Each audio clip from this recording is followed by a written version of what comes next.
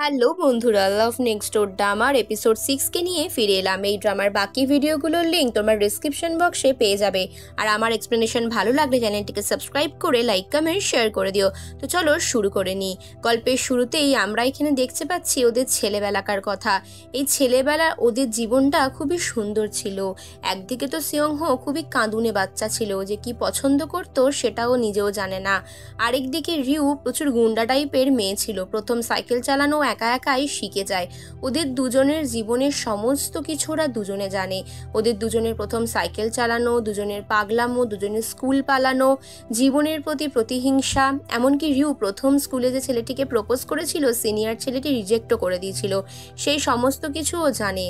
এরপর সিয়ংহ হঠাৎ করেই রিউয়ের বিয়ের এই ছবিটা খোলার পরও দেখতে পায় যে ওর জীবনের এই একটা অংশে কখনো সামিল হতে পারবে না।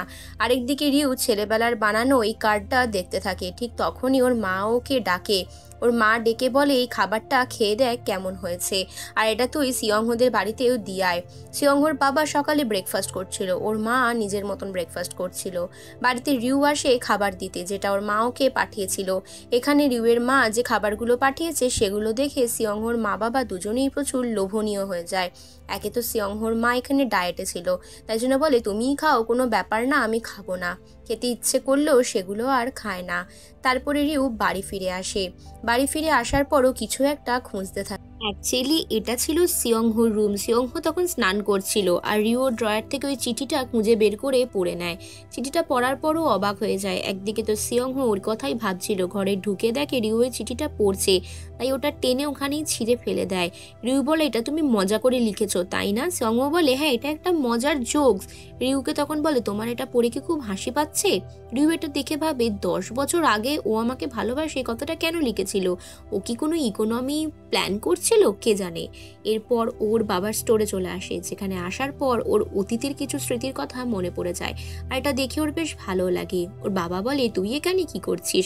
রিউ বলে এমনি দেখতে এলাম, চোর টোর ভেবো না আবার। ছোটবেলায় আমার এখানে অনেক স্মৃতি রয়েছে, আসলে আমার এখানে আসতে খুব ভালো লাগে। এই ছুরির আওয়াজ, রান্নার খুন্তির আওয়াজ, ঠুংঠাক আওয়াজগুলো আমাকে খুব আকর্ষিত করে। কাশ বাবা আমিও। কথাটা শেষ করার আগেই ওর বাবা বলে একদিকে ভালো তুই এসবের সঙ্গে জড়িত নোস, চল আমি তোকে আমার ফেভারিট সাইনিং ডিশটা তোকে খাওয়াই। তার পরের সিনে আমরা এখানে ডানহোকে দেখতে পাই। ওর বসকে বলে ওকে অন্য ডিপার্টমেন্টে ট্রান্সফার করে দেওয়ার জন্য, কারণ ওর মেয়ে কিন্ডারগার্ডেনে সুস্থ হয়ে গেছে ঠিকই, কিন্তু ওর বাচ্চাকে মানুষ করার জন্য টাইম দেওয়ার প্রয়োজন। পরের সিনে রিউকে দেখি ও একটা কুকিং ক্লাসের ভিডিও দেখছে, যে ভিডিওটাও নিজের বানানো ছিল। রান্না করতেও সত্যি অনেক ভালোবাসতো, অনেক রকমভাবে নিজেকেও এক্সপ্লোর করার চেষ্টা করেছে। ও বুঝতে পারে যে ও এক্স্যাক্টলি কী করতে চায়। এরপর ও একটা ডিসিশন নেয়, কুকিং ক্লাসের জন্য ও প্রিপেয়ার হয়ে যায়। ঠিক তখনই ওর এখানে সিয়ংহ আর ওর এক্স গার্লফ্রেন্ডের সাথে রাস্তায় দেখা হয়ে যায়। সিয়ংহর এক্স গার্লফ্রেন্ড বলে চলো চা কফি খাই, কিন্তু সিয়ংহ পাত্তা না দিয়ে ওখান থেকে চলে আসে। রিউ বলে আমারও একটা কাজ আছে, আমি এখন আসছি। রিউ এখন মনে মনে বলে আমার কি, ও আমাকে ভালোবাসলো বা না বাসলো। এরপর সিয়ংহকে ওর এক্স গার্লফ্রেন্ড বলে ব্যাপারটা কি, তোমাদের মধ্যে কিছু একটা তো আছে, তুমি নিশ্চয়ই ইম্পর্টেন্ট কোনো কথা ওকে জানিয়েছো, যেটার উত্তর তুমি সঠিকভাবে পাওনি বলে তোমার এত রাগ রোষ। সিয়ংহ বলে এরকমটা কিছুই নয়, আচ্ছা তুমি বলো তো তুমি আমার সাথে কাজ করতে কেন এসেছো? ওর এক্স গার্লফ্রেন্ড উত্তরে দেয় তোমার সাথে একটু বেশি সময় কাটাবো বলে। তারপরের সিনে দেখি ময়ূম এখানে বোট চালানো শিখছে, ও এ ধরনের কাজেও যুক্ত হতে চায়। এটা দেখার পর রিউ বলে সত্যি তুই পারবি, যেমন পড়াশোনায় ভালো তেমন এই ধরনের কাজে আগ্রহী। এরপর রিউ নিজের স্বপ্নের কথা বলে, যে আমি অনেক কিছু ভেবেছি যে করব, তোর তো আমাকে চিয়ার আপ করা উচিত। কিন্তু সিয়ংহকেও ফোন করতে চায়। সিয়ংহ যখন বলে যে চল, ও একটা কিছু নিজের স্বপ্নের খোঁজ পেয়ে গেছে, কিন্তু ব্যাপারটা নিয়ে সিয়ংহ একদমই এক্সাইটেড ছিল না। এরপর সিয়ংহ বাড়ি ফিরে আসে। রাস্তায় ওর সাথে ডানহোর দেখা হয়। ডানহো বলে চলো আমরা একসাথে একটু খাবার খাই। ঠিক তখনই ডানহোর মেয়ে চলে আসে। মেয়েটাকে দেখে এখানে সিয়ংহ নিজের পরিচয় দিয়ে বলে আমি তোমার বাবা আর প্রতিবেশীর বন্ধু। তারপর ওরা দুজনে একসাথে কফি খেতে থাকে। কফি খেতে খেতে ডানহোকে বলে এটা দারুণ হয়েছে। ডানহো বলে অ্যাকচুয়ালি জানো তো আমি মানুষের মন পড়তে পারি, তোমার এই মুহূর্তে একটা ড্রিঙ্ক দরকার ছিল, কিন্তু আমি ড্রিঙ্ক করি না আমার মেয়ের জন্য। তাই হোক এই ড্রিঙ্কটা নিশ্চয়ই তোমার খুব ভালো লাগছে। সিয়ংহ বলে হ্যাঁ ভালোই লাগছে। তখন এখানে ডানহো বলে তুমি তোমার মনের কথা আমাকে বলতে পারো। তখন এখানে ইনডিরেক্টলি সিয়ংহো নিজের ব্যাপারই বলতে থাকে, আসলে আমার একটা বন্ধু তার ছোটবেলার ভালোবাসার মানুষকে ভালোবাসে, কিন্তু তাকে কোনো দিন বলতে পারিনি। এই মুহূর্তে সেই মেয়েটার অন্য জায়গায় বিয়ে ঠিক হয়ে গেছিল, কিন্তু ও মেয়েটিকে ভালোবাসার কথা বলতে চায়। তো ওদের যেহেতু বন্ধুত্ব ছিল তাই ও বন্ধুত্বটা হারাতে চায় না। এই কথাগুলো এদিকে দেখি মইয়ুম আড়ি পেতে শুনছিল। মইয়ুম আগে ওই টাইম ক্যাপসুল খুলে ওদের চিঠিগুলো পড়ে নিয়েছিল। মইয়ুম কথাগুলো শোনার পর মনে মনে বলে যে সিয়ংহো একই রকম রয়ে গেল, নিজের কথা কখনোই খুলে বলতে পারল না, ইডিয়েট একটা। পরের দিন সকালে এখানে রিউয়ের বাবা ঘুম থেকে দেরি করে ওঠায়, ওর মা অনেক বকাবকি করে। ওর বাবা সারাক্ষণই ক্লান্ত থাকে। ওর মা বলে আমাকে কোথায় টাকা রোজগারের জন্য হেল্প করবে তা নয়, তুমি সারা রাত ধরে কি জেগে জেগে কি করো, এত রাতেই বা আসো কেন। হঠাৎ করে ওর মা দেখে ওর মায়ের অ্যাকাউন্ট থেকে অনেকগুলো টাকা মাইনাস হয়ে গেছে। তারপরের সিনে রিউয়ের সাথে সিয়ংহোর দেখা হয় আর ও সিয়ংহোকে বলে আমি একটা কুকিং ক্লাসে জয়েন করেছি, কিন্তু সিয়ংহোকে পাত্তা না দিয়ে চলে যায়। কিন্তু কুকিং ক্লাসটার ব্যাপারে ইন্টারেস্ট বসত সেটাও নিজে সার্চ করে দেখতে থাকে, আর ওর সিনিয়র কালিগ বন্ধু মিউং দেখে নিলে সেটা লুকিয়েও নেয়। এর পরের সিনে রিউ এখানে নতুন একটা কুকিং ক্লাসে জয়েন করে, সেখানে খুব দক্ষতার সাথে কুকিং শেখানো হয়। তো এখানে কুকিং ক্লাসে মনোযোগ দিয়ে রান্না করা শিখতে থাকে। অ্যাকচুয়ালি এটা কি ওর স্বপ্ন হিসাবে বেছে নিয়েছে। তার পরের সিনে আমরা এখানে সিয়ংহোকে দেখি। সিয়ংহো এখানে পুরনো বন্ধুদের সাথে দেখা করতে এসেছে আর ডিনার করতে এসেছে। এরপর ওদের খাওয়া দাওয়া প্রায় শেষের দিকেই চলে আসে। নিজেদের বন্ধুদের সাথে গসিপ করতে করতে খাওয়া দাওয়া শেষে বাইরে বেরোনোর সময়ও একটা জিনিস দেখতে পায়, সেটা হচ্ছে রিউয়ের বাবা একজন মহিলাকে জড়িয়ে ধরে যাচ্ছে। এটা দেখার পর সিয়ংহোর মনটা খারাপ হয়ে যায়, কারণ ওর মা বাবা যখন ওকে ছেড়ে দূরে চলে যেত তখন ওর অনেক কষ্ট হতো। তো সিগন্যালের মধ্যে দাঁড়িয়ে এটাইও ভাবছিল। রিউয়ের বাবা ক্লান্ত শ্রান্ত হয়ে বাড়ি ফেরে। এরপর সিয়ংহো বলে চলুন আমরা দুজনে একসাথে একটু ড্রিঙ্ক করি। এরপর রিউয়ের বাবাকে সবটা জিজ্ঞেস করে, আর ওর বাবা খুলে বলে জানায় যে এই কথাগুলো রিউ বা কাউকে জানিও না এই মুহূর্তে। সিয়ংহো বলে ও যদি জানতে পারে ও খুবই কষ্ট পাবে, তোমার কি মনে হয় বলে দেওয়া তো উচিত। তার পরের সিনে আমরা এখানে সিয়ংহোর মাকে দেখতে পাই। ওর মা এখানে বন্ধুদের সাথে আড্ডা মারছিল, সকল বন্ধুরাই অনেক কিছু নিয়ে আলোচনা করছিল। ঠিক তখনই রিউয়ের মা বলে কি জানে আমার হাজবেন্ড আজকাল অনেক রাত করে ফেরে। তখন এই কথাটা শুনে আরেকজন বান্ধবী বলে তোর তো ওকে সন্দেহ করা উচিত, দেখ আবার এই বুড়ো বয়সে প্রেম টেম কিছু করছে কিনা। তারপর ওর মা এটাও জানতে পারে যে হ্যাঁ আমার অ্যাকাউন্ট থেকে তোর টাকা মাইনাস হয়। তারপরে বাড়িতে গিয়ে অনেক কিছু খোঁজাখুঁজি করার চেষ্টা করে। তখন ও দেখে যে শর্ট টাইমে কিছু লোন ওর বাবা নিয়েছে। এই লোনটা কেন নিয়েছে এই প্রশ্ন রয়ে যায়। তারপরের সিনে মইয়ুমের সাথে আবারও ডানহোর দেখা হয়। ওরা দুজনে একই জায়গায় ড্রিঙ্ক করতে থাকে। খাবার খেতে খেতে ডানহো অনেক ইমোশনাল কথা বলতে বলতে বলে আমার মেয়েকে এখন আমি টাইম দিই। তখন মইয়ুম বলে তোমার মেয়ের সাথে আমি আড্ডা দেবো, আচ্ছা ও এখন কোথায়। ডানহো বলে ও তোর কিন্ডারগার্টেন স্কুলের থেকে রাতের বেলা পিকনিক করতে গেছে, তাই আমি আজকে একটু ফ্রি, তাই আজ আমি ড্রিঙ্কও করছি। মইয়ুম বলে খুব ভালো মেয়ে, ওকে বলে দিয়ে ওর সাথে আমি পরের দিন দেখা করব। তারপর ডানহো নিজের মেয়ের কথা বলে যে আমার জন্য ও দুনিয়ার সব থেকে প্রেসিয়াস জিনিস, ওকে আমি মন প্রাণ দিয়ে রক্ষা করতে চাই। মইয়ুম বলে উচিত তো। তারপর ডানহোও বলে ওকে আমি আমার জীবনে সব দিতে চাই। তবে মইয়ুম বলে আমার মাও আমাকে সেটাই করতো বাবা মারা যাওয়ার পর থেকে, কিন্তু এরকমটা করো না, ওকে ওর মতন থাকতে দাও। ঠিক তখনই ডানহো বেহুশ হয়ে যায়, মদ খেয়ে প্রচুর নেশা হয়ে যায়।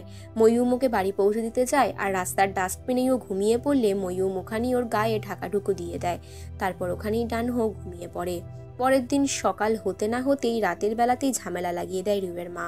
ওর বাবাকে উল্টোপাল্টা কথা বলে তুমি কি করছো, জুয়া খেলছো না কোনো মেয়ে ছেলেবাজি করছো যার জন্য এত ধার দেনা করে ফেলেছো, লোন নিয়েছো। ওর বাবা এটা শুনে প্রচুর কান্নাকাটি করতে থাকে। রিউদের সামনে উনি লজ্জিত বোধ হয়। তখন বলে তুমি সবসময় টাকা পয়সা নিয়েই ভাবো, একবারও এটা ভাবো না তো আমার মানসিক স্থিতি কীরকম।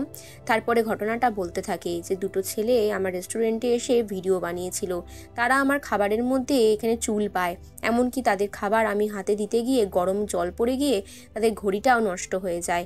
এবার ঘড়ির খরচ বাবু তারা আমার কাছ থেকে অনেক টাকা চেয়েছে, সে টাকাগুলো মেটানোর জন্যই আমি লোন টোন নিয়ে এত ধার দেনা করে ফেলেছি। তাদের কাছে প্রমাণ হিসেবে যে ভিডিওটা রয়েছে। এদিকে ও এখানে রাতের বেলা রেন্টে মানে যে সমস্ত লোকেরা বাড়ি ফিরতে পারে না তাদেরকে গাড়ি করে পৌঁছে দেওয়ার কাজ নিয়েছে, তাই জন্য প্রত্যেক দিন ওর ফিরতে এভাবে রাত হয়ে যায়। আর সেদিন সিয়ংহো যে মহিলাটিকে দেখেছিল সেটিও ওরকম রাত্রিরে ফিরিয়ে দেওয়ার ঘটনা ছিল। বাবাকে কন্টিনিউ ছেলেগুলো থ্রেট করতে থাকে বাকি টাকাগুলো মিটিয়ে দেওয়ার জন্য। ওর বাবা কোনো ক্রমে কিছুটা তো মেটাতে পারে, কিন্তু বাকিটা আর রয়ে যায়। এই ঘটনাটা শুনে রিউয়ের মা অনেক চিৎকার করে, বলে তুমি কি বোকা নাকি, ছেলেগুলোর ফাঁদে পা দিয়েছো, ঘটনাটা জানাওনি কেন? রিউয়ের বাবা একটু ফ্রাস্ট্রেটেড হয়ে বলে, আমি একটু একা থাকতে চাই, আমি বাইরে যাচ্ছি। কাঁদতে কাঁদতে উনি ঘর থেকে বেরিয়ে যায়। বলে, সবসময় তুমি আমাকে বোকাবকি করো, কোনো সময় আমাকে বোঝার চেষ্টাও করো না। এখানে রিউ বাবাকে সামলাতে যায় আর ওর দাদা ওর বাবাকে। তো এখানে দুজনকে সামলানোর পর দেখে ওর বাবা কান্নায় ভেঙে পড়েছে। রিউ এরপর বাবার হাতে ব্যান্ডেড লাগিয়ে বলে, ছোটবেলায় তুমি আমার খেয়াল রাখতে, এবার আমি তোমার খেয়াল রাখবো, ওই নোংরা ছেলেগুলোকে আমি ধরেই ছাড়বো। তখন ওর বাবা বলে, কিভাবেই হোক ধরতে তো আমাকে হবেই। রিউ এবার বুদ্ধি খোঁজার চেষ্টা করে কিভাবে ওদের প্রমাণ জোগাড় করা যায় যে ওরা ওর বাবাকে ফাঁসাবার চেষ্টা করেছে, ওর বাবার কাছ থেকে মিথ্যাই টাকাগুলো নিচ্ছে। তো এরপরও কাগজে লিখতে থাকে যে কিভাবে কি করব, ওখানে আশেপাশে কি প্রমাণ থাকতে পারে, কারণ বাবা বলছে পুলিশের কাছে গেলে বরং আমার রেস্টুরেন্টের ব্যাপারে ওই কেস করে দিতে পারে। এই করে রিউ একটা বুদ্ধি আটে সামনের দোকানে গিয়ে সিসিটিভি ফুটেজ চায়, কিন্তু সিসিটিভি ফুটেজ অলরেডি সিয়ংহো নিয়ে নিয়েছিল। আর সিয়ংহোই বদমাইশ ছেলেগুলোর সাথে দেখাও করে। তারপর ওদেরকে ওদের ঘড়িটা দেখতে চায়, বলে আমি তোমাদেরকে রিউয়ের বাবার হয়ে টাকাটা মিটিয়ে দেবো, কিন্তু তোমাদের ঘড়িটা আগে দেখি। কিন্তু এই ঘড়িটা অ্যাকচুয়ালি ডুপ্লিকেট ঘড়ি ছিল। সিয়ংহো বলে, এই একই ঘড়ি আমি আমার কোম্পানির থেকে পেয়েছি, এটা তোমাদের রেপ্লিকা কপি, তোমাদের ব্যাপারে এবার আমি কেস করব একটা নিরীহ মানুষকে ফাঁসাবার জন্য। এবার ও একটা সিসিটিভি ফুটেজের ভিডিওটা দেখায়, যেখানে পরিষ্কার দেখা যায় ছেলে দুটো ওর বাবাকে ইচ্ছা করে ফাঁসিয়েছে টাকা খাবার জন্য। তো এটা দেখে ছেলেগুলো ভয় পেয়ে যায় আর ওখান থেকে মনে মনে ঠিক করে ওরা পালাবে, কারণ সেই মুহূর্তেই ডানহো ওখানে চলে এসেছিল। ডানহো একজন রিপোর্টার ছিল। এই পুরো ব্যাপারটা সিয়ংহো একা প্ল্যান করেছে, ডানহুর সাথে কথা বলে ওরা প্ল্যান করেছে। আর ছেলেগুলো ওর কাছ থেকে কোনো ক্রমে পালাতেই যায়। তারপর ওর হাত ধরে মুচকে দিয়ে বলে, ইভেন তোমার হাতে গরম জলও লাগেনি, আর এই রেস্টুরেন্টের সিসিটিভি ফুটেজও সব রয়েছে তোমাদেরকে অপরাধী সিদ্ধ করার জন্য। ছেলেগুলো পালিয়ে গেলে একদিকে ডানহো আর একদিকে সিয়ংহো ওদের পিছনে ছুটতে থাকে, কিন্তু কেউই ওদেরকে ধরতে পারে না। ডানহো যার পিছনে ছুটছিল সে তো আপনি লাইট পোস্টে ধাক্কা খেয়ে পড়ে যায়, আর সিয়ংহোর পায়ে ব্যথা থাকার জন্য এখানে সিগনালে আটকে পড়ে। কিন্তু অপর প্রান্তে রিউ দাঁড়িয়েছিল। রিউ এসে বেধড়কভাবে মারে। রিউ উল্টে পড়ে গেলে রিউয়ের নাক দিয়ে রক্ত পড়তে থাকে। ওকে অবস্থায় দেখে সিয়ংহো অনেক চিন্তিত হয়ে যায়, নিজের দামি টাইটা খুলে ওর নাকের রক্ত মুছতে দেয়। আর ওর দাদা এসে ছেলেটাকে মারধর করে পুলিশের হাতে তুলে দেয়। এখানে ওর বাবা খবরটা পেয়ে প্রচুর খুশি হয়ে যায়, ওর মাও অনেক খুশি হয়। তখন ওর মা ওকে মেরে বলে, তুমি কি বললে তখন, যে তুমি রান্না ছাড়া আর কিছুই জানো না, ফ্যামিলির জন্য কিছুই করতে পারোনি? তখন অনেক বড় বড় কথা ছেলে মেয়েদের সামনে বলেছো, একবারও আমার কথা ভাবুনি তো, আমি তো তোমার ভালোর জন্যই করেছি। রুয়ের বাবাও ইমোশনাল হয়ে যায়। হাজব্যান্ড ওয়াইফ দুজনেই ইমোশনাল হয়ে কান্নাকাটি করতে থাকে। আর তখন বলে, যাও তুমি নরকে যাও, তোমার কি কথা আমি বলবো তোমাকে আমি বুঝতে পারছি না, তবে একটা কথা জেনে রাখো, তোমাকে আমি অনেক ভালোবাসি। তারপরের সিনে রিউ সিয়ংহোকে ধন্যবাদ জানায় আর বলে, তোমার টাইটা আমি কেচে তোমায় ফেরত দিয়ে দেবো। আচ্ছা একটা কথা বলো তো, তুমি আমার বাবার জন্য এত কিছু করলে কেন? সিয়ংহো বলে, তোমার বাবা কি আমার পর নাকি? তখন রিউ বলে, তাহলে কি আমি তোমার পর? তুমি আমাকে ইগনোর করছো কেন? সিয়ংহো তখন বলে যে আমরা ছেলে মানুষ নেই, সবসময় ছেলে মানুষই করে একে অপরের সাথে চিপকে থাকার কোনো মানে হয় না। দুজনের জীবন হয়েছে, দুজনের জীবনের প্রাইভেসি আছে, তাই আমি তোমার সাথে ডিস্টেন্স মেনটেন করার চেষ্টা করছি। তো এই কথাটা শোনার পর রিউ আর রাতের বেলা জানলা খুলে ওর সাথে কথা বলার মতন সাহস জোগাতে পারে না। পরের দিনও আবারও কুকিং ক্লাসে চলে যায় আর সেখানে গিয়ে ওই খাবারটা বানাবার চেষ্টা করে। এই রেনবো খাবারটা অ্যাকচুয়ালি সিয়ংহো অনেক পছন্দ করতো। এই খাবারটা বানিয়ে ওর সামনে এনে বলে, তুমি এই খাবারটা ছেলেবেলায় খেতে অনেক ভালোবাসতে, যখন তুমি কিছুই খেতে চাইতে না আমার মা তোমাকে এটা বানিয়ে খাইয়েছিল আর তুমি খুশি খুশি মনে সেটা খেয়ে নিয়েছিলে। আজকে আমি কুকিং ক্লাসে এটাই শিখেছি, তাই তোমার জন্য এটা বানিয়ে এনেছি। সিয়ংহো দেখে অবাক হয়ে যায়। তারপর বলে, যাই হোক বন্ধুত্ব আমাদের অনেক বছরের, সেই বন্ধুত্বের খাতিরে নয় আমি এটুকু তো করলাম। সিয়ংহো বলে, যাই হোক তুমি আমাকে ফলো করছো কেন, তুমি নিজের কাজে কেন মন দিচ্ছ না, আর আমাকে একাই কেন বা ছাড়ছো না? রিউয়ের পর প্রচুর হার্ট হয় আর বলে, তুমি আমার সাথে এরকম খারাপ বিহেভিয়ার কেন করছো, আমাকে ইগনোর করছো, বাজে কথা বলছো, এর মানেটা কি? এরপরও টিফিন বক্সটা ধরে বোকার মতন দাঁড়িয়ে থাকে আর কাঁদতে কাঁদতে ফিরে যায়। তখন ওর মাথায় একটা জিনিস ক্র্যাক করে, ছোটবেলায় প্রথম যখন ও ব্যানানা মিল্ক খেয়েছিল, প্রথম যা করেছিল, প্রথম সাঁতার কাটার দিন থেকে শুরু করে প্রথম স্কুলে যাওয়া, মজা করা, সমস্ত কিছু সিয়ংহোর ব্যাপারে জানতো রিউ। কিন্তু একটা জিনিসও জানতো না, স্কুলে একজন মেয়েকেও ভালোবাসতো, কিন্তু সেই মেয়েটাকে। তাই এই প্রশ্নের উত্তর জানার জন্য রিউ পিছন ফিরে ছুটতে থাকে সিয়ংহোর দিকে। সিয়ংহোর কাছে এসে রিউ এটাই জিজ্ঞেস করে যে কি ব্যাপার বলো তো, তুমি আমাকে ইগনোর করছো কেন? তুমি কি আমাকে সত্যিটা বলবে? তোমার প্রথম ভালোবাসা কে ছিল? আর এরই মাধ্যমে এই পর্ব শেষ হয়।